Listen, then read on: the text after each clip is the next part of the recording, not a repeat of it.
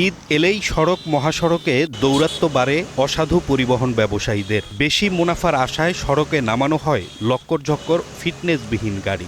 বরাবরের মতো এবারও এমন ঘটনার পুনরাবৃত্তি ঘটতে পারে এমন বোধ থেকেই মাঠে নেমেছে ডিএমপি।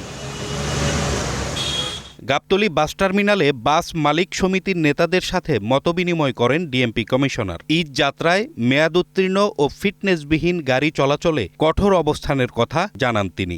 টার্মিনালে হেল্প ডেস্ক করা হয়েছে, আপনাদের উদ্যোগে করা হয়েছে। এই হেল্প ডেস্কে আমরা অনুরোধ করব যে বাসের ভাড়ার চার্টটা টানিয়ে রাখতে হবে, যাতে প্রত্যেক যাত্রী জানেন যে কি পরিমাণ ভাড়া হবে।